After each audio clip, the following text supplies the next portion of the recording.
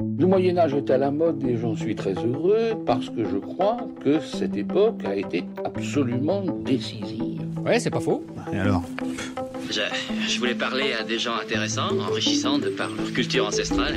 Passion médiéviste, des rencontres. Bonjour à toutes et à tous, bienvenue dans ce nouvel épisode de Passion médiéviste dans la série Rencontres où je vous fais découvrir, donc rencontrer des personnes qui par leur métier diffusent le goût pour le Moyen-Âge, donc pas forcément des gens qui ont fait des études, des thèses et des masters comme dans les autres épisodes. Et aujourd'hui, j'ai le plaisir de vous présenter Thibaut. Bonjour Thibaut. Salut. Alors Thibaut, on te connaît aussi sous le nom d'Icarius, on te connaît aussi sous le nom de Histoire appliquée avec ta chaîne YouTube. Donc on va dire Thibaut, Icarius pendant l'interview, voilà, les gens vont se débrouiller pour se retrouver. Je te reçois parce que, alors, tu fais plein de choses, mais tu es principalement connu pour ta chaîne YouTube que tu as depuis 3 ans au moment où on enregistre, donc Histoire appliquée. Tu comptes plus de 6 millions de vues et demie, c'est ça ? Oui, tout à fait. À peu près. Tu parles d'histoire appliquée, d'histoire concrète. Alors pour donner un exemple, tu as fait une vidéo sur comment sauter sur un mur de bouclier, tu fais aussi des analyses de films, des analyses de mythes autour de l'histoire, et tu traites beaucoup du combat médiéval et des armes médiévales dans tous les sens. On va en parler. Alors ce qui est intéressant avec toi, et c'était pour ça aussi que je voulais te recevoir, c'est que effectivement tu as fait au tout début un petit peu d'études historiques, mais c'est surtout par ton parcours et tes expériences que tu as forgé ton goût pour l'histoire, ta vision de l'histoire, et aussi que tu la transmets aujourd'hui. Donc je disais, tu fais des vidéos de vulgarisation. Est-ce que tu peux me dire un petit peu pourquoi tu as voulu créer cette chaîne YouTube ? Alors c'est une vaste question parce que moi je suis passionné d'histoire depuis que je suis en âge de savoir ce qu'est l'histoire. C'est vraiment un truc, ça a toujours été, et au bout d'un moment c'est devenu une vocation pour moi. Dire que c'était une évidence pour moi que l'histoire allait être ma vie, d'une manière ou d'une autre. C'était sûr. Et j'ai commencé à m'intéresser à l'histoire vivante, j'avais 12 ou 13 ans, donc c'est vraiment très très jeune, et j'ai poncé tout ce qui existait sur Internet à l'époque. Internet qui n'était pas encore dans nos chaumières, mais dans les médiathèques. Et donc, entre midi et 2, j'allais à la médiathèque du coin pour lire des trucs sur Internet, trouver des assos de reconstitution, comprendre comment tout cela fonctionnait. Et donc, naturellement, j'ai voulu faire de l'histoire dans mes études, mais après mon bac, eh bien, j'avais pas un choix qui était immense, en fait. On m'a dit, tu veux faire de l'histoire ? Bah, tu vas à la fac. Ouais. Donc, je fais comme tout le monde, je suis allé à la fac, et là, je me suis rendu compte que j'avais pas la maturité suffisante pour gérer la fac. En fait. Et donc, je me suis perdu dans les méandres de la vie. Mais cette vocation-là ne m'a jamais quitté. Et j'ai compris à un moment que j'avais quelques accointances avec la communication, n'est-ce pas ? Et je me suis dit, c'est peut-être ça, en fait. Mon vrai métier, ma vocation, c'est de transmettre l'histoire, transmettre le goût et la passion pour l'histoire. Et je n'ai jamais abandonné ça depuis. Et puis, il y a un moment de ma vie où je me suis retrouvé, je ne savais pas trop quoi faire. Ça faisait longtemps que j'avais des idées de chaîne YouTube parce que j'avais travaillé pour des youtubeurs dans ma vie. Et je me disais, bon, chaîne YouTube, c'est à la mode. L'histoire vivante, c'est à la mode. Quelqu'un le fera bien. Voilà. Et 4 ans après, je me retrouve dans cette situation où j'ai un boulot où en fait j'ai plus de boulot et je reste à jouer au PC toute la journée au bureau, ce qui n'est pas du tout ma manière de bosser. Et là je me dis, pourquoi ne pas reprendre ce vieux projet de chaîne YouTube ? Personne l'a jamais fait, personne n'a décidé de le faire. Je me lance, on verra bien. Et c'est ainsi que l'aventure a commencé, n'est-ce pas ? Et en fait, le truc, c'est que j'avais trouvé un goût certain dans entre guillemets, dans le spectacle. C'est-à-dire que je faisais beaucoup de reconstitutions avec des publics auxquels tu expliques des choses. Donc quand tu te retrouves sur le plateau de Gergovie avec 5000 personnes, une scène au milieu, des gars en costume, et qu'en fait, tu as un micro et que pendant 1 heure, tu expliques ce que font les gars en costume, tu leur fais faire des trucs et tout, c'est génial, j'adorais ça. Et tu te discutes plus ou moins avec le public, t'as tout un truc. Et en fait, je me suis dit, mais ok, c'est toujours ma vocation, mais 5000 personnes, c'est pas assez. Ça a l'air idiot, hein, mais je me suis dit, si ma responsabilité, c'est de transmettre l'amour de l'histoire et la bonne manière, entre guillemets, une bonne manière d'aborder l'histoire, eh bien, ça pourrait être chouette de trouver un moyen d'avoir un public plus large. Et YouTube rentrait dans cette possibilité-là. Maintenant, j'ai la chance qu'on se soit rencontré avec mon public, ça aurait pu ne pas arriver aussi. Et aujourd'hui, c'est vrai qu'on parlait des 5000 personnes à Gergovie. Je me suis rendu compte de ça à Gergovie, c'est pour ça que je donne cet exemple-là. Aujourd'hui, je sais que si je sors une vidéo, les 5000 personnes, les 5000 vues, elles vont arriver dans les 15 minutes après la sortie de la vidéo. Et donc, du coup, quelque part, j'ai un peu l'impression d'avoir déjà réussi ce truc-là, même s'il reste beaucoup de travail. Je veux déjà qu'on explique, tu as parlé d'histoire vivante. Je pense que ça parle pas forcément à tout le monde, ce terme. Est-ce que tu peux un peu expliquer cette partie-là ? Alors oui et non, parce qu'on n'est pas d'accord sur le terme dans les gens qui l'utilisent. Ta vision de l'histoire vivante. c'est pas ma vision, dans le sens où mon travail, entre guillemets, c'est d'avoir une vision d'ensemble sur la transmission de l'histoire et tout, mais pas forcément d'avoir une vision sur c'est quoi l'histoire vivante. Je peux expliquer ce qu'est l'histoire vivante et les limites qu'on va en avoir, mais ma vision à moi, elle englobe tout ça. En fait, l'histoire vivante, t'as certaines personnes qui vont te dire c'est uniquement tout ce qui est spectacle et reconstitution historique. Voilà. Et à condition qu'il y ait vraiment une approche de l'histoire qui soit la plus juste possible. Parce que c'est littéralement de l'histoire vivante. Donc ça va intégrer la reconstitution, certaines parties de spectacle et un peu d'expérimentation. Mais pas d'archéologie expérimentale, parce que l'archéologie expérimentale n'a pas vocation à être un spectacle. Oui, là, c'est vraiment une histoire tournée vers le public. Exactement, une histoire tournée vers le public. Et il y a une définition qui est plus large, qui est, à mon sens, peut-être plus intéressante aussi, qui intègre en fait tout ce qui, d'une manière ou d'une autre, rend l'histoire vivante aujourd'hui. Donc, Passion médiéviste est de l'histoire vivante, d'une certaine façon. Et c'est ce truc de faire revivre l'histoire d'une manière ou d'une autre, pour la transmettre, pour mieux la comprendre aussi. Et les deux, pour moi, se valent, ne veulent pas forcément dire la même chose, et ça va souvent dépendre du contexte ou de la personne avec qui t'en parles. Et ta chaîne, tu l'as appelée Histoire appliquée. Est-ce que là, déjà, on a une petite différence de termes? Qu'est-ce que ça implique, cette différence de termes? L'idée d'histoire appliquée, c'était de dire aux gens, l'histoire, c'est pas juste un truc que vous allez vous asseoir et l'écouter. Parce que c'est souvent la vision qu'on a de l'histoire. C'est quelque chose de, malheureusement, un peu poussiéreux, quelque chose qu'on va juste écouter et que finalement, on peut assez peu vivre. Et moi, je voulais prendre le contre-pied de ce truc-là. C'est-à-dire, non seulement vous pouvez vivre l'histoire, mais en plus de ça, vous pouvez la tester vous-même. Et il y a plein de manières de le faire. Et donc, l'idée, c'était de se dire, allez, je vais vous en montrer, et après, vous en ferez ce que vous voulez. Et je suis trop content, moi, quand je sors des vidéos sur, tiens, j'ai fabriqué ça, ou des lives, ou des trucs, et les gens, ensuite, se sont appropriés des choses que j'ai racontées, et sont allés tester eux-mêmes, faire des stages de forge, ils se sont fabriqués des boucliers, ils ont fait des trucs comme ça, et ils se sont rendus compte qu'en fait, effectivement, il y avait plein de manières de vivre l'histoire, il y avait plein de manières de l'aborder, et de la comprendre différemment et tout, et que ça passait par cette application, entre guillemets. Voilà. Et en fait, c'est aussi un terme qui existait très peu sur Internet, et donc c'était forcément un bon positionnement pour moi, parce que si j'avais appelé la chaîne Histoire vivante, en termes de référencement, c'était un peu pourri, quoi.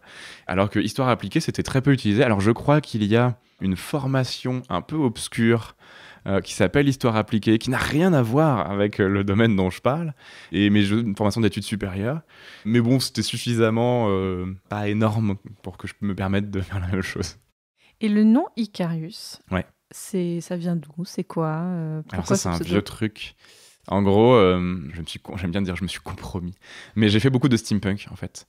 Il n'y a pas de honte à ça. Oui, mais ça me fait rire parce que vraiment, je me suis compromis dans le steampunk. Il n'y a pas les gestes, mais je suis en train de vraiment faire ma drama queen. En fait, quand le steampunk s'est lancé en France, il a été pris par un petit groupe de passionnés. Peut-être tu peux aussi dire ce que c'est le steampunk. C'est vrai qu'on peut dire ce que c'est le steampunk. Le steampunk, c'est une vision de la science-fiction qui se placerait au 19e siècle, en gros.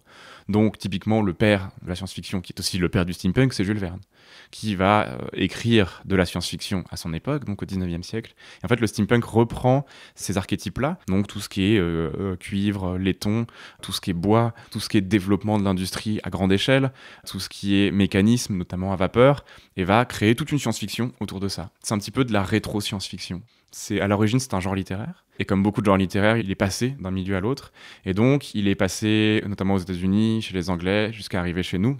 Et en France, à ce moment-là, il y a un petit groupe à travers un forum qui a pris ça en main pour le développer, et puis se retrouver et en faire la promotion. Et donc, quelques temps après, je suis arrivé sur ce forum-là, parce que ça me parlait comme milieu. Et donc, je me suis mis à faire plein de choses parce que je suis quelqu'un de très passionné. Donc, du coup, je m'investis beaucoup.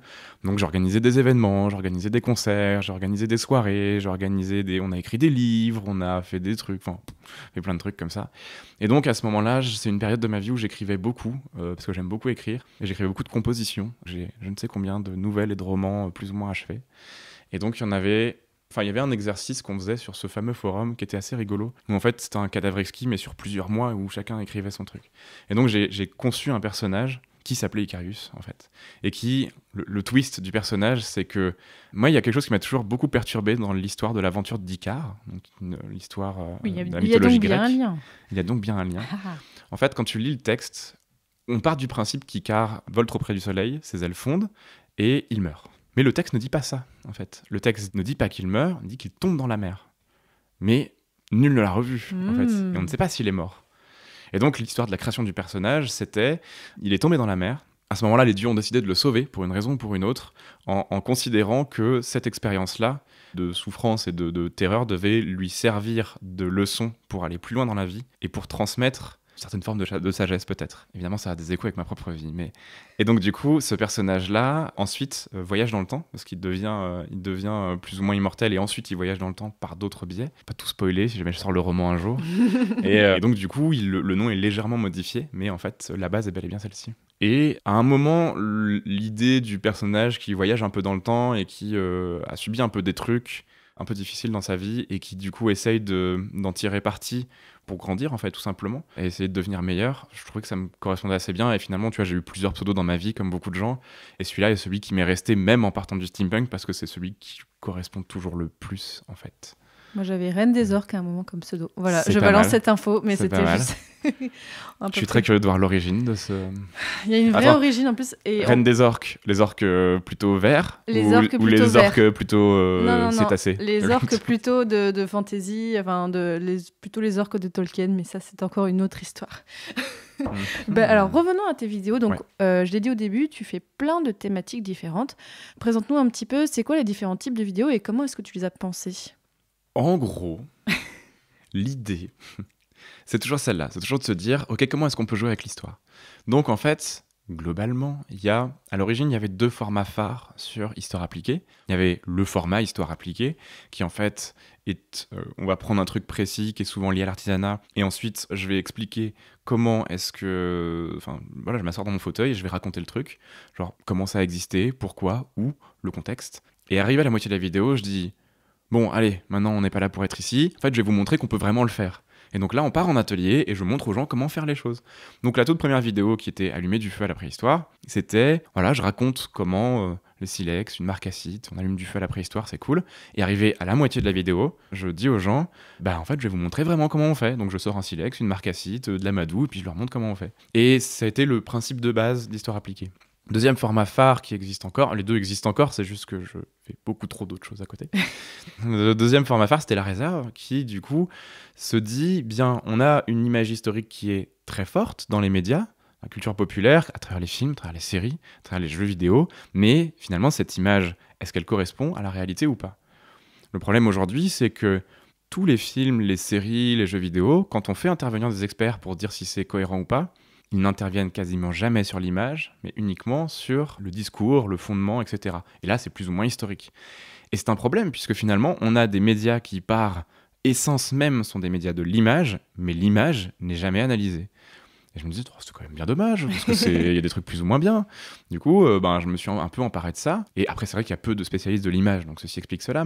Et j'ai voulu un peu m'emparer de ça et montrer, et pas seulement dire c'est bien ou c'est mal, mais dire ça c'est bien parce que, ça c'est mal parce que, et ça c'est pas terrible, mais ça se comprend parce que, et ne pas juste dire ça, mais aussi montrer en fait une image assez proche de ce qu'on sait aujourd'hui, et de dire bon bah voilà, si cette épée elle est pas correcte, c'est parce que c'était pas du tout la même chose, voilà à quoi ressemble une épée correcte. L'idée c'est pas de casser les choses, c'est de dire attendez, cette image là que vous avez en tête elle est pas bonne, je vous propose une autre image pour que vous puissiez vous-même continuer à rêver avec l'histoire. Tu fais en fait un non, mais et Ouais, tu n'es pas en train de dire juste c'est mauvais, mais tu vas un peu plus loin et en essayant un petit peu de rectifier à ton niveau pour apporter aussi de la connaissance aux personnes ouais. qui... Alors juste, rectifier, c'est un bien gros mot quand même, mais l'idée c'est pas juste apporter des d'être dans le solutions en fait, punitif. dans le Ouais, sens où tu apportes des solutions Ouais. et tu n'es pas juste en train de critiquer. c'est ça. Ce que j'aime beaucoup en fait dans ton approche, c'est que, enfin, notamment quand tu parles des films et tout ça, c'est que tu critiques, mais tu apportes quelque chose. Et donc parfois c'est une critique constructive en quelque sorte. Bah j'essaye parce que au bout d'un moment c'est pas très intéressant de dire juste c'est nul. Parce que oui, tout le monde peut le faire, ça, de dire c'est nul. Et il faut expliquer pourquoi. Et après il faut expliquer que en fait généralement c'est nul et un peu énervant parce que la réalité est beaucoup plus dingue que ce que les gens imaginent généralement et beaucoup plus cool. Et donc ouais, c'est ça, l'idée c'est de partir d'un constat et ensuite d'aller plus loin, de donner d'autres clés, de donner envie de chercher plus. L'idée c'est pas juste de rester sur un constat et qui finalement sera un peu mou. Moi j'aime bien me dire que l'histoire m'a toujours fait rêver et j'ai envie que les gens rêvent d'histoire aussi, ou qu'ils s'en servent pour rêver, tu vois. Et si je leur casse leurs fantasmes et leurs rêves sans leur offrir peut-être modestement une autre vision pour rêver plus ou rêver différemment, ou voilà. Je veux pas dire rêver mieux parce que c'est idiot comme formulation, mais voilà, rêver quelque chose qui soit peut-être avec une meilleure image, et ben c'est cool. Et pour parler des vidéos où tu parles d'artisanat, comment est-ce que tu les prépares ces vidéos? Comment est-ce que tu les trouves l'idée et comment est-ce que tu les documentes? Alors l'idée c'est facile, j'ai un document chez moi avec une liste d'idées qui comporte environ 200 entrées. Et généralement, je me dis « Oh, j'ai une nouvelle idée, je vais la faire ». Et cette liste de 200 entrées existe toujours, hein, et je n'y ai pas touché. C'est rigolo parce que quand j'ai commencé la chaîne, les gens me disaient « Oh, mais t'as pas peur de vite faire le tour des sujets ?» Et moi, je les regardais, genre, vous vous rendez même pas compte à quel point, jamais de la vie, je ne finirai pas en fait. Je sais que je mourrai avant d'avoir fait le tour de mes sujets. Et tant mieux, c'est le but, il n'y a pas de honte à ça, et tant mieux. Et donc, comment ça se prépare? En gros, histoire appliquée en termes d'écriture, c'est pas très compliqué parce que c'est pas très long. Au final, quand tu fais de la médiation, plus c'est court, plus c'est facile. Parce que moins tu as besoin de rentrer dans les détails, donc moins tu as besoin de faire de recherche. Donc, histoire appliquée, ça s'écrit généralement assez vite. Et je vais écrire la première partie de contexte, ce qui me permet de savoir ce que je veux dire. Ensuite, je vais faire l'expérience et la tourner. Et ensuite seulement, je vais tourner la voix off de l'expérience. Il y a certaines vidéos, j'imagine, par ton expérience, elles sont plus faciles pour toi parce que tu as fait un peu le travail de reconstitution, mais d'autres où tu dois un peu découvrir certaines choses et même toi, est-ce que tu es surpris des fois en faisant tes recherches? C'est rarement arrivé pour une raison très simple, c'est que jusqu'à présent, j'ai pris très peu de risques en fait. J'ai pris extrêmement peu de risques. J'ai fait très peu de sujets polémiques ou alors des sujets sur lesquels je suis blindé et ça, voilà. Genre Alésia, tout le monde y pense évidemment. Et j'ai fait très peu de sujets polémiques et au final, je suis beaucoup resté dans des sujets que je connais extrêmement bien. Donc, quelque part, voilà, les fois où vraiment je suis sorti de ma zone de confort, c'est quand j'ai fait de la préhistoire. D'ailleurs, c'est les vidéos sur lesquelles j'ai fait le plus d'erreurs. Y a pas de... Quand je dis les plus d'erreurs, c'est parce qu'il y a des trucs qui étaient discutables. Certaines infos étaient un peu datées. Quand j'ai fait l'aiguille, par exemple, il y avait des infos qui étaient un peu datées et qui, du coup, fatalement, étaient discutables. Voilà. Mais le reste, en fait, je suis très peu sorti de ma zone de confort, volontairement, parce que je pense que j'avais besoin de me construire là-dessus aussi. Et là, je suis en train d'en sortir, faire d'autres sujets, d'autres thématiques, des choses que je maîtrise moins, mais sur lesquelles j'ai besoin de chercher plus ou de faire appel à des gens. Mais j'avais besoin de ce truc-là. Donc au final, c'est, pas dire facile, parce qu'on va pas exagérer, mais je ne fais qu'exploiter 15 ans de passion historique, et donc ça va, c'est pas... Voilà. Et comme je disais, déjà sur Histoire appliquée, c'est facile à écrire, parce qu'au final, plus un script est court, moins t'as de chances de dire de bêtises. Fatalement, c'est pas trop compliqué. Et après, sur les scripts plus longs, en règle générale, c'est des sujets que je maîtrise très bien. Et les films, c'est pareil, je n'ai choisi que des choses que je connais très bien. Ou très très bien. Tu vois, j'ai pas fait de choses genre je connais pas bien du tout, là je suis pas à l'aise, je ne l'ai jamais fait pour l'instant. Je vais le faire. Justement là, je vais le faire, je commence à travailler avec des co-auteurs, avec des rédacteurs pour aller chercher d'autres périodes aussi, aller chercher d'autres thématiques que je connais moins, mais parce que je sais maintenant comment travailler comme ça. Mais j'avais besoin de faire ma propre expérience. Tes zones de confort, justement, c'est plutôt, on l'a compris, plutôt l'Antiquité, plutôt le Moyen-Âge. Pourquoi, justement, ces périodes-là t'ont attiré en particulier? Les hasards de la vie, Fanny. Mais tu aurais pu être passionné, je sais pas, de la Seconde Guerre mondiale, de Napoléon, de Louis XIV. Pourquoi plutôt l'Antiquité et le Moyen-Âge? Il y a plusieurs réponses à ça. La première, c'est parce que je me suis intéressé à l'Antiquité d'abord dans ma vie. Parce que, je sais pas, j'avais 8 ans, j'avais un méga junior. C'est des genres de micro-encyclopédie pour les enfants. Et il y avait des représentations qui étaient assez correctes dans ma mémoire. Faudrait que je regarde, parce que je l'ai encore. De la Rome antique, de l'Égypte antique, de plein de choses comme ça. Et ça me parlait beaucoup. Mais à cette époque, on parle de ça il y a 20 ans, la vision du Moyen-Âge n'était pas tout à fait celle qu'on a aujourd'hui. C'était plutôt la vision sombre et sale, qu'on a encore au cinéma malheureusement. Et donc j'étais là en mode genre, le Moyen-Âge ça a l'air trop nul, je préfère l'Antiquité, c'est plus shiny, ça c'est plus beau. Et au final, il y a eu un retournement qui s'est produit via la reconstitution historique, dans le sens où je n'étais pas passionné de toute l'œuvre de Tolkien de manière générale. J'en avais énormément lu très tôt. J'ai lu Le Seigneur des Anneaux, j'avais 10 ans. Et je suis tombé sur le GN, donc le jeu de rôle grandeur nature. Mais pour moi, c'était pas ce que je cherchais parce que c'était pas assez réaliste à mon goût. Voilà. Sur le GN classique, parce qu'il y a des GN qui sont ultra réalistes, etc. Maintenant, on va pas rentrer dans un long débat. Mais à l'époque, c'était pas ce que je cherchais. Donc j'ai continué à écumer Internet jusqu'à ce que je trouve les compagnies de reconstitution historique médiévales, c'était le plus répandu à l'époque. Et là, je me suis dit, c'est ça en fait, c'est ça que je veux. Et j'ai redécouvert le Moyen-Âge en ponçant tout ce qu'il y avait à poncer sur l'histoire vivante. Et en fait, j'ai abandonné l'Antiquité à ce moment-là, pendant plusieurs années, et l'Antiquité m'est retombée dessus par après. Et par des rencontres. J'ai très envie de faire cette vanne, mais je la vois dans tes yeux, cette vanne. Mais c'est vraiment arrivé comme ça. En fait, en gros, l'histoire, c'est... Je travaillais à l'époque dans un parc archéologique qui se trouve en Charente, s'appelle Casino Magus, pour ceux qui connaissent, et je reçois un message 1 mois ou 2 après, d'un gars assez âgé, qui me dit « Oui, je dois venir travailler en tant que documentaliste, on fait de la reconstitution tous les deux, du coup, je prends contact. » J'étais genre « Bon, très bien. » Et donc, il faisait du gaulois. Et donc, il arrive, bonhomme du coin, qui est devenu un ami que j'estime très fort. Et donc, il me dit « Est-ce que ça te dirait pas de venir faire de la reconstitution gauloise ?» Et moi... Du haut de ma sagesse, je lui dis non, je fais déjà trop de trucs, le médiéval, le steampunk, les trucs, les machins, j'ai pas le temps. Il me dit bon bah d'accord, mais on a un village là-bas qu'on reconstitue, est-ce que tu veux venir voir? Juste comme ça pour venir voir. Maintenant que je le connais, je sais qu'à l'époque j'aurais dû me méfier, tu vois, du truc. Et en fait, quand je suis arrivé, ils faisaient un tournage ou une séance photo, je crois, et donc ils m'ont collé des habits gaulois comme ça, et ils m'ont fait faire des trucs. T'es grand, vas-y. Ouais. Exactement. Et donc, donc je me suis fait... ça a été le début d'une longue aventure qui se poursuit encore sur les Gaulois, justement. Et moi, à l'époque, les Gaulois, c'était même cliché que le médiéval. Hein. C'est-à-dire que j'étais là, genre, c'est pas très intéressant. Et en fait, j'ai découvert à quel point ça l'était beaucoup plus que le reste. Je me suis remis les pieds dans l'Antiquité comme ça. Parce que tu as vraiment, j'ai l'impression, aussi un goût particulier pour tout ce qui est costume et armes. Alors, c'est peut-être parce que je te regarde beaucoup sur Twitch et que tu parles beaucoup de ça, mais tu es un peu spécialisé là-dessus, plus dans ton approche. Ça, c'est une dérive qui vient de 2 choses. La première, c'est que quand tu es un petit garçon qui lit beaucoup de fantaisie, eh bien, fatalement, tu vas tout de suite avoir une espèce d'attrait pour la partie bagarre de la force, n'est-ce pas ? Puis c'est vrai que ça fait la manière dont c'est présenté aujourd'hui, historiquement, encore qu'on commence un petit peu à voir autre chose, mais ça fait rêver, tu vois. Oui, c'est spectaculaire. Il y a 20 ans, tu te disais genre, oh là là, tu rêvais des grands conquérants, des trucs, des machins. C'était souvent lié à la guerre, en fait. C'est pas neuf, tu vois. Quand on voit tous les jouets qui sont retrouvés à toutes les périodes, le fait d'avoir une espèce de fantasme d'enfant sur la guerre fantasmée, tu vois, c'est très classique. Donc, le mec qui se dédouane comme ça. Et, c'est pas moi, c'est la société. Exact, c'est pas moi. C'est la société depuis toujours. Donc ouais, il y avait déjà ce truc, cet attrait-là. Et puis une fois que t'as mis le nez dedans, t'en fais de plus en plus. Et aujourd'hui, le problème face auquel je me retrouve, c'est que si je fais une vidéo sur...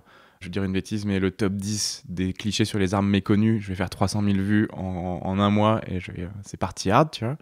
Mais si je fais une vidéo sur le top 10 des tissages un peu pas très connus du Moyen-Âge, je vais pas faire les mêmes chiffres, tu vois. Tu auras plus une niche, oui, là. Ouais. Justement, c'est ce que je suis en train de construire en ce moment, c'est de construire... Mais si j'avais voulu faire une chaîne qui surcartonne hyper vite, je n'aurais parlé que des armées de la guerre. Ça aurait fonctionné tellement bien. Mais j'essaye de m'appuyer justement sur les vidéos Une guerre et bagarre pour faire du chiffre et faire monter l'auditoire et pour me permettre à côté de sortir des vidéos qui sont plus... des sujets peut-être moins d'appel, des choses un peu plus dans la théorie de l'approche de l'histoire vivante, par exemple. Pourquoi l'archéologie expérimentale, c'est pas de la reconstitution et c'est un domaine scientifique. Il y a des trucs où je vais un peu louvoyer comme ça. Après... il y a eu des moments où c'était trop, tu vois, des trucs trop confidentiels ou trop, voilà, et donc des vidéos qui n'ont pas forcément beaucoup fonctionné. Mais j'aime bien garder cet équilibre-là, parce que je veux pas faire que de la guerre. C'est intéressant parce que, je le dis souvent, la guerre, c'est pas juste la guerre, c'est un fait social, c'est un contexte politique, économique, géographique. Et donc, en fait, à travers la guerre, on peut faire énormément d'études absolument passionnantes. Et finalement, la guerre n'est qu'un prétexte à l'étude de plein de choses. L'armement, c'est pareil. L'armement, en fait, ça te donne tellement de clés sur l'artisanat de son époque, sur l'industrie de son époque, qu'au final, c'est passionnant à étudier, mais au-delà de l'armement. Mais c'est ce qui ressort le plus dans ce que je fais, parce que c'est ce dont les gens se souviennent le plus. Puis quand tu regardes un film, c'est pareil. Un film, ça va être quoi ? Ça va être des combattants, des batailles, des choses comme ça, toujours. Et donc fatalement, je me retrouve à en parler plus. Mais c'est pas ce vers quoi je tends. En tout cas, j'essaye. Et c'est vrai que si tu fais le bilan des vidéos, il y en a beaucoup qui finalement sont pas liés à la guerre ou aux armes. Je voulais qu'on parle d'un de tes projets qui fait que pour moi, tu te démarques un petit peu d'autres personnes, parce que ce projet, on peut se dire, mais quelle idée de faire ça. Je voulais parler du projet avec toi, Nilfgaard. Ouais.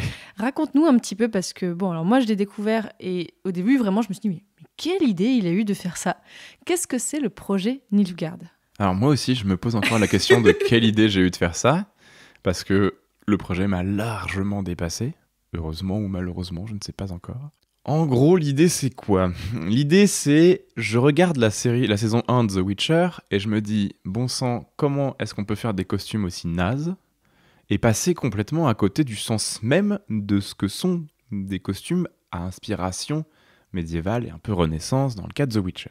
Et voilà, ça reste là. Et à ce moment-là, il y a un moment où je me dis, oh, ça pourrait être rigolo de monter un petit projet en financement participatif. Je propose 3500 €. Et je refais 3 costumes pour montrer aux gens qu'en fait, en s'aidant de l'histoire, on peut faire de la fantasy cool, qui du coup, c'est des costumes qui sont pas historiques, mais c'est pas grave et ça a une sacrée gueule. Et je me dis, en plus de ça, je vais faire gagner des pièces de costumes, ça va être rigolo. Et je vais en garder pour moi aussi, ça va alimenter la réserve, je pourrais faire d'autres tests avec, et ce sera sympa. C'est une manière pour moi de faire évoluer à la fois la chaîne en faisant un projet cool et tout. Je lance le projet, les 3500 € sont bouclés en 1 heure. Oh, ah oui. Ouais, et là, je me dis, quoi ? Pourquoi ? Tu l'avais pas vu venir que ça pourrait marcher autant? Non. Ah ouais. Moi, je me suis dit, si on fait 3500 €, on aura de la chance. Tu vois. J'y croyais pas du tout. Au final, après moult péripéties, les péripéties, c'est... Je bosse avec un illustrateur, Hugo Pinson, qui est un illustrateur qui fait de la reconstitution historique dans une des meilleures assos qui fait du début 15e de France. Vraiment, ils sont exceptionnels, ces gens. Et lui C'est est quoi le nom très de très l'asso ? fort. C'est Gendarme 1415. D'accord. Genre avec un Z. Et donc, du coup, il me propose...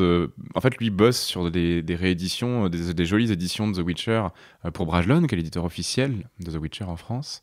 Et il me propose de faire des illustrations du projet Nilgard comme ça pour le fun, quoi.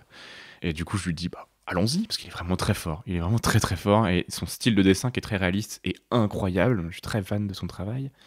Et en fait, à ce moment-là, on se dit, bah allez, on va concevoir d'autres personnages.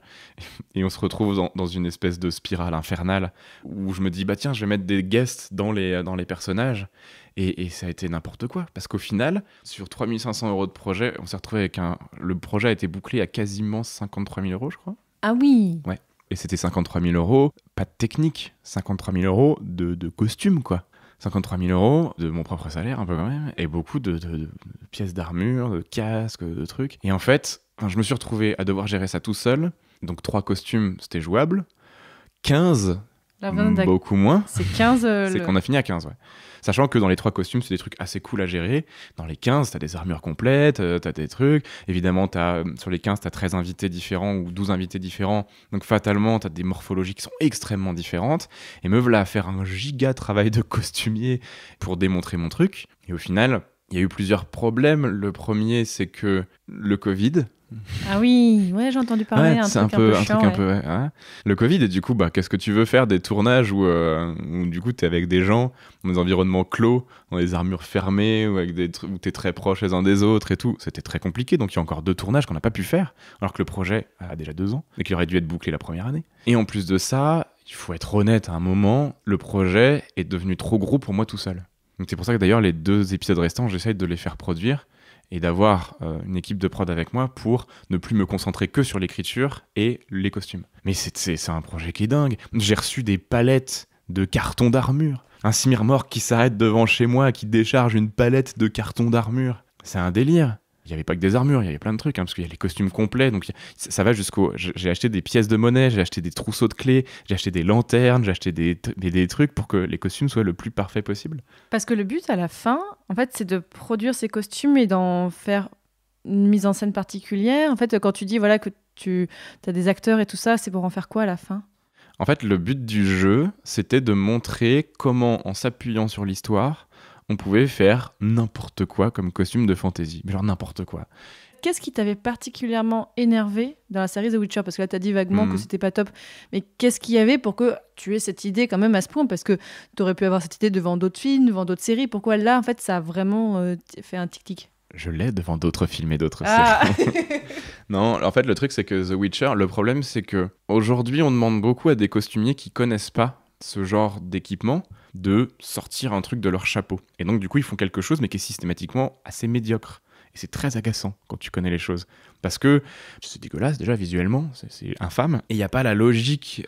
Il n'y a pas la logique de l'armure, en fait. Il n'y a pas la logique du casque, il n'y a pas la logique de l'armement. Et t'as envie de leur dire, genre, mais si vous aviez juste pris un truc qui était OK, qui était une base historique et que vous l'aviez modifié pour en faire ce que vous vouliez derrière, bah en fait, ça aurait fonctionné tout seul. Et en fait, ce projet, on est d'accord que du coup, là, The Witcher, c'était plus un prétexte, qu'en fait, t'avais peut-être cette envie-là depuis un moment. J'avais pas cette envie-là depuis un moment, Mais parler de ça, c'est au cœur de mes préoccupations. C'est montrer aux gens, une phrase que j'aime bien dire, c'est « ça coûte pas plus cher de bien faire ». Parce que, en fait, on s'est rendu compte que mes versions de soldats de Nilfgaardien, parce que c'est le projet de base, coûtent moins cher que les versions du film qui sont dégueulasses. Et quand je dis coûte moins cher, c'est après m'être payé, après avoir payé tout ce qu'il y avait à payer, après c'est cher l'artisanat parce que forcément c'est beaucoup de temps de travail et tout ça, donc c'est quand même moins cher. Oui, parce que en fait c'est pas vraiment de l'artisanat. Dans le sens où aujourd'hui, il existe, grâce à l'histoire vivante, une industrie assez foisonnante de matériel historique. Et cette industrie permet de trouver du matériel pas forcément très cher.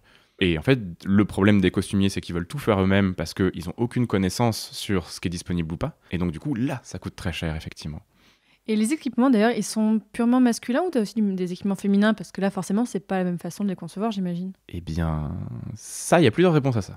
Dans le sens où l'intégralité des équipements sont pas nécessairement masculins. J'ai un costume qui est spécifiquement féminin, mais l'intégralité des équipements pourrait être portée par des femmes sans aucun problème. Ça peut être ajustable? C'est fait pour. Enfin, certaines choses sont faites pour. En fait, le truc, c'est que faut bien se dire qu'une armure n'est pas ajustable, mais fonctionne sur une personne en règle générale. Donc j'ai les mensurations des invités qu'il a fallu que je fasse et tout. Il y a peu de femmes dans le projet, il n'y en a que 2 malheureusement, parce que à l'origine on était parti sur un truc très militaire, comme dans The Witcher, et donc du coup c'est très masculin. Sapkowski change d'ailleurs d'avis là-dessus en cours de bouquin, donc, parce que dans les 8 premiers tomes ou les 7 premiers tomes, dans l'armée il n'y a que des hommes, etc. Et hop, soudainement dans le dernier tome, finalement on va mettre des femmes. En fait c'est la contradiction qui est un peu dommage, tu vois. En réalité, un équipement qui convient à un homme convient souvent à une femme pour une raison très simple, c'est que la seule chose qui pourrait éventuellement coincer c'est la poitrine, mais que quand tu regardes les pièces d'armure historiques, la poitrine passe systématiquement. Pour une raison très simple, c'est que les cuirasses, par exemple, sont systématiquement extrêmement arrondies pour pouvoir dévier les coups, et tu passes largement une poitrine de femme dedans. Ça, c'est une vidéo que je vais faire un jour aussi. Parce que les armures de fantasy où tu vois les seins hyper dessinés et tout, c'est très dangereux déjà, et ça n'a aucun sens. En termes d'armure, ça n'a pas de sens. Et au final, toutes les armures, des armures de musée et tout, peuvent être portées par des femmes comme des hommes, ça n'est pas du tout un problème. Donc le projet, en fait, je pourrais le refaire entièrement avec des femmes, quasiment, sans aucun souci. Alors Thibaut, en dehors de YouTube, tu es présent depuis quelque temps sur Twitch, donc une plateforme où on peut voir les gens en direct qui parlent de plein de choses et qui jouent aussi aux jeux vidéo.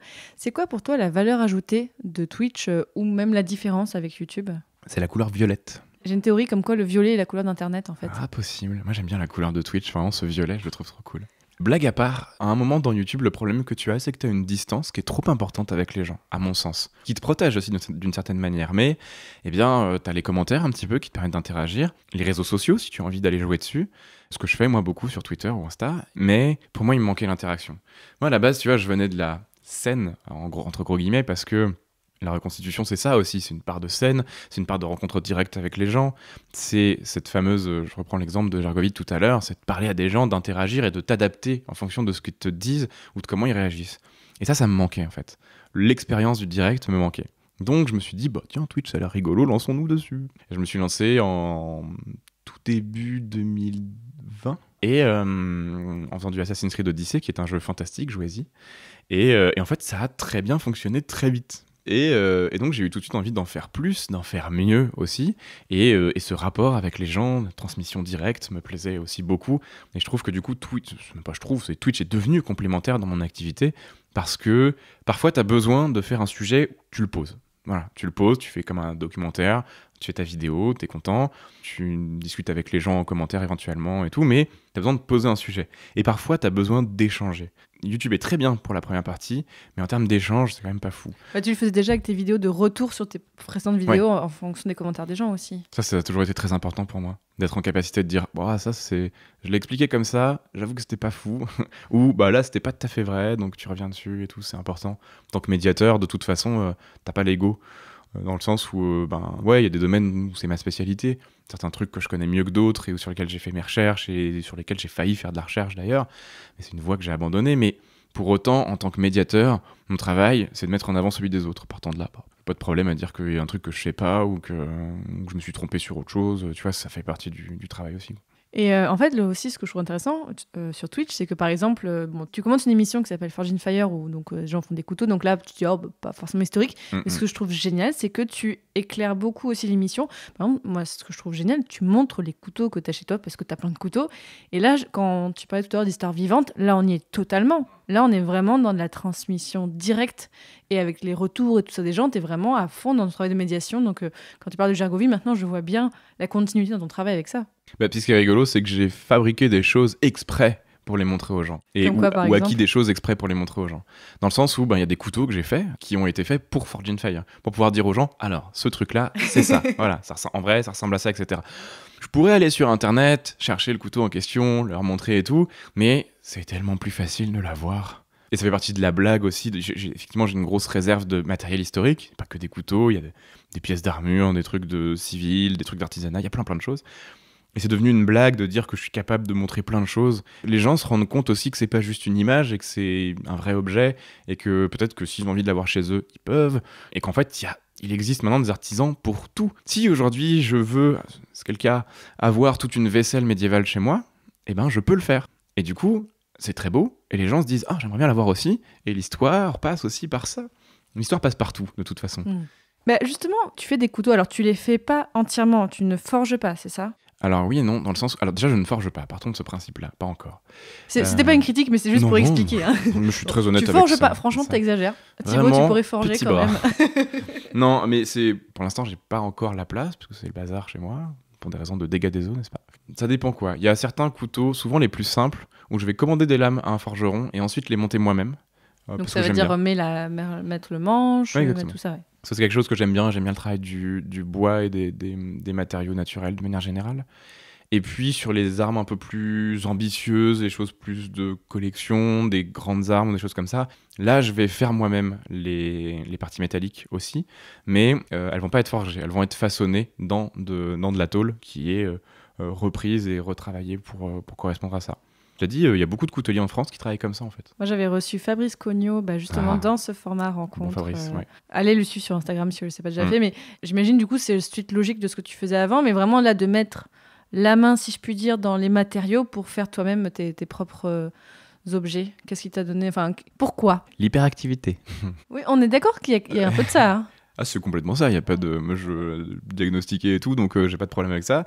En fait, c'est toujours cette même idée. Quand j'étais même pas ado à l'époque, je me disais, bon sang, j'ai envie de faire des trucs, en fait. Moi aussi, j'ai envie de vivre l'histoire. Et pour ça, il va falloir que je fabrique des trucs. Mais à ce moment-là, j'étais nul en fabrication de trucs. Mes parents disaient que j'étais intellectuellement brillant, mais que je ne ferais jamais rien de mes 10 doigts. C'est te dire à quel point on partait de loin. Et je me suis dit, ah ouais, c'est comme ça, je vais fabriquer des trucs, c'est pas grave. Et donc, je me suis mis à la couture en premier. Et ensuite, petit à petit, j'ai été conquérir un matériau comme ça. Et je suis moyen en tout, on va pas se mentir. Mais l'idée, c'était d'arriver à conquérir et comprendre chacun de ces matériaux pour fabriquer des choses. Comprendre aussi, en fait, tu peux lire tout ce que tu veux comme livre sur, je dirais une bêtise, mais le combat médiéval. Si t'as pas essayé de faire du combat médiéval, il y a plein de choses que tu comprendras jamais. Parce que c'est normal, c'est la vie. Si on t'explique la théorie pour faire des pâtes, si tu ne fabriques pas les pâtes, tu ne sais pas comment elles sont faites. Je pense à ça parce qu'il y en a derrière toi. Et en fait, ça a commencé comme ça et je ne me suis jamais arrêté. Dans le sens où j'ai voulu tester plein de trucs. Un des derniers matériaux que j'avais jamais vraiment... Voilà, c'était tout ce qui était métallique. Et donc, c'est comme ça que j'ai commencé à bidouiller des couteaux. Parce que c'est ça, c'est bidouiller à ce niveau-là. Tu parles beaucoup des envies qui te viennent depuis que tu es enfant. Est-ce que tu as d'autres fantasmes d'enfant que tu aimerais réaliser dans le cadre de ton activité ? Bien sûr. C'est pas des fantasmes d'enfant. En fait, moi, j'ai toujours 2 rêves dans la vie. Il y en a un que j'ai eu à 16 ans, qui était de travailler avec ou pour le musée de l'armée. Rêve que j'ai coché, c'est ça. Et j'en suis fort heureux, parce que l'équipe du musée est fantastique. Et c'est une aventure qui est incroyable de travailler avec eux. Et d'écrire un livre, voilà. Et ça arrivera un jour ou l'autre, quoi. Et au final, les rêves que j'ai pas de rêves très précis. J'ai plus de rêves très précis en dehors de ça. C'est plus une idée de tout ce que je voudrais faire pour montrer que l'histoire c'est cool. C'est prendre 3 personnes du milieu qui connaissent pas du tout, milieu YouTube, Twitch qui connaissent pas du tout, et leur dire « Hey, ça vous dit on fait une croisière ?» Ils vont me dire oui, parce qu'ils se méfient pas. Ou alors c'est des gens comme Rivenzi et qui me disent oui à chaque fois. Et en fait, la croisière, c'est qu'est-ce que ça fait de faire la traversée France-Norvège en bateau viking, tu vois. Ah, ça serait génial. Ça fait partie des projets que j'ai en tête. Et que des trucs comme ça. Et en fait, moi, je veux faire des projets fous. Je veux montrer aux gens que l'histoire, c'est fun, qu'on peut faire de l'histoire solide, sérieuse, mais fun. C'est-à-dire que, est-ce qu'on peut faire du sport en corset ? Est-ce qu'on peut sauter à l'élastique en corset ? Tiens, des trucs comme ça. Des trucs où les gens vont dire... Donc pas forcément avec une envie de reconstitution, mais juste, mais de l'histoire pratique, de l'histoire appliquée, de l'histoire concrète de ce que tu veux faire, quoi. Les deux, tu vois. Après, moi, j'ai des projets fous, je sais pas si je les ferai un jour, d'installation. De type, venez, on refait un fort médiéval complet. Un truc vraiment ambitieux. Parce qu'il y a des gens qui ont essayé de refaire des châteaux, oui. Et là, vraiment, un fort, ça n'a pas déjà été fait ? Non, un fort, c'est plus facile, souvent c'est en bois. Donc du coup, tu peux plus facilement en faire. Alors que les châteaux, ça prend beaucoup de temps. Et l'idée, c'est, tu prends Guédelon par exemple, qui est le plus connu. Leur idée, c'était pas de faire le château, c'était d'être dans la compréhension de la construction. Et le château était un peu, pas une excuse, mais le prétexte à ça. Voilà, un beau prétexte, on va pas se mentir, mais c'était le prétexte à ça. Là, l'idée, c'est de faire des lieux, en fait, de faire des lieux. Moi, j'aimerais bien, le truc ultime, c'est faire des lieux qui pourraient être des lieux d'études par l'histoire vivante. Où tu pourrais avoir à la fois de l'archéologie expérimentale, à la fois de l'expérimentation, à la fois tu vois, plein de trucs comme ça. Parce qu'aujourd'hui, c'est compliqué quand tu veux faire de l'archéologie expérimentale. Il faut trouver un terrain, il faut fabriquer ce qu'il y a à fabriquer et tout. Voilà. Et avoir des lieux comme ça qui permettraient aux scientifiques, aux chercheurs, comme aux passionnés, de trouver des moyens d'améliorer ce qu'ils font, je trouve ça assez cool. Et j'ai un vieux projet aussi de réseau de tranchées Première Guerre. Ah oui, donc là, on sort du médiéval totalement. Ouais, mais parce que j'ai plein d'idées, tu vois. Et c'est un projet qu'on a failli faire avec Jean-Yves, qui est actuellement mon auteur-rédacteur, qui travaille de plus en plus avec moi. Et c'est un vieux projet qu'on a failli faire autour de la Première Guerre. Et on devait refaire, je crois que c'était 1,5 km de tranchées. T'as vraiment trop de temps libre, en fait. Sur plusieurs... En fait, c'était pas juste une tranchée, c'était vraiment le réseau. Donc sur une profondeur assez avancée, et dans le sol assez loin aussi, avec des casemates enterrées à 15 mètres, des trucs vraiment... Avoir un endroit où les reconstituteurs Première Guerre puissent venir tester des trucs, vérifier des théories, faire des photos cool, parce que ça, c'est bien aussi, éventuellement tourner des choses. En plus, il me semble que tu as bossé dans tout ce qui est décor de cinéma, ou décor comme ça, donc là, oui, il y a une continuité avec ce que tu as déjà fait. Oui, j'aime les décors.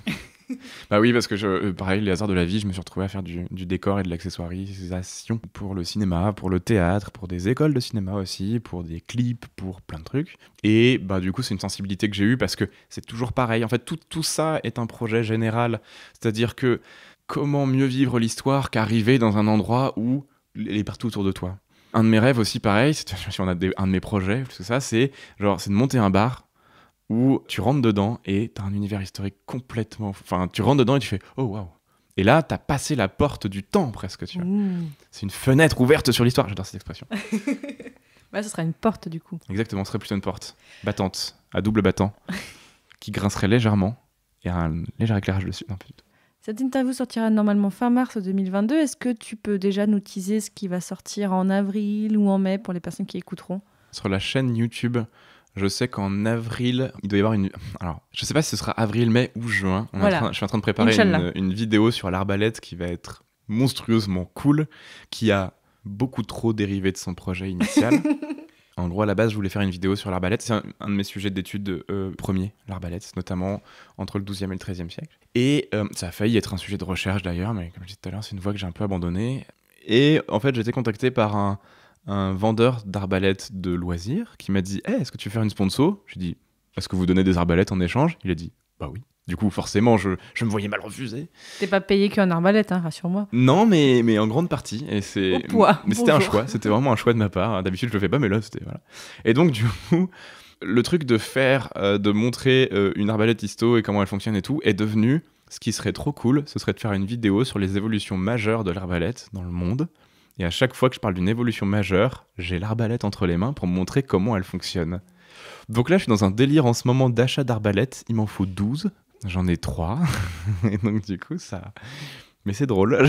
C'est ce genre de truc que j'aime bien monter. Voilà. Donc t'as vraiment beaucoup de place chez toi. Ouais, j'ai beaucoup de place. T'habites dans une péniche. J'habite dans une péniche, exactement. Donc t'as vraiment beaucoup... Non, parce que je pense que les gens se posent des questions, mais c'est parce que moi, j'ai clairement pas la place pour une arbalète chez moi, alors 12. Donc Si, une, tu pourrais là, au-dessus de la... je sais pas, au-dessus de la cuisine. Oui, voilà, ok. Derrière ta porte, pour les malandrins qui viendraient... voilà, je vais me défendre comme ça. Mais donc, ouais, t'as aussi ça qui te permet d'avoir tout ça. Donc une vidéo sur les arbalètes bientôt. Ouais, une vidéo là-dessus. Il y a une vidéo qui sera une des... C'est pas tout à fait la première, mais presque, qui sera ni antique ni médiévale, qui sera entre le 18e et maintenant, qui est en fait sur l'anglomanie, voilà, qui sera C'est quoi l'anglomanie? Ce sera aussi la première vidéo que je n'ai pas écrite moi-même. Enfin, elle est coécrite parce qu'en fait, le sujet a été écrit par Jean-Yves, dont je parlais tout à l'heure, qui est mon auteur-rédacteur, qui travaille beaucoup sur Instagram notamment, et sur les sujets que j'ai pas envie de travailler, notamment celui-là.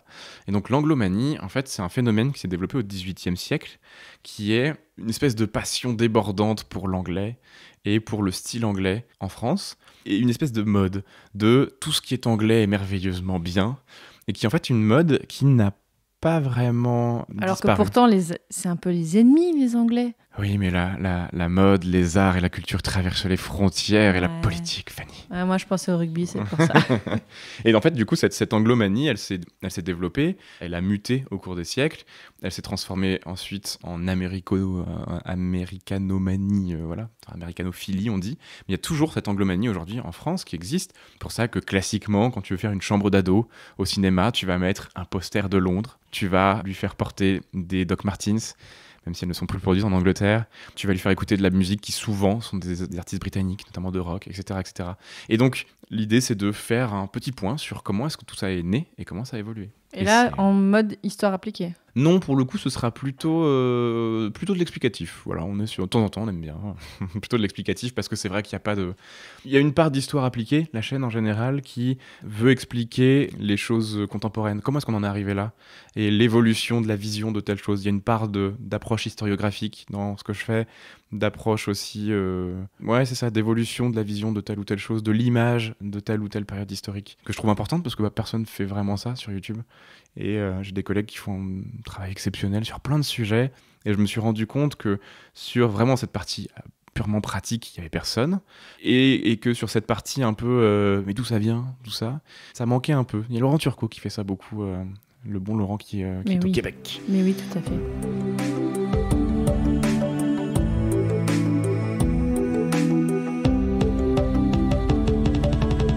Merci beaucoup Thibaut. Pour te retrouver, alors bien sûr, les gens l'ont compris, tu es sur LinkedIn. Non, tu es sur YouTube. Je suis sur LinkedIn, j'y vais une fois tous les 6 mois. Donc tu es sur YouTube, sur Twitch, sur Twitter et sur Instagram où tu développes pas mal de choses. Vraiment, tu fais plein de super posts en ce moment. J'aime beaucoup ce que tu fais. Là, on bosse sur une nouvelle ligne édito avec Jean-Yves justement. Vraiment merci beaucoup. J'ai hâte de voir tes invité. vidéos, avec plaisir.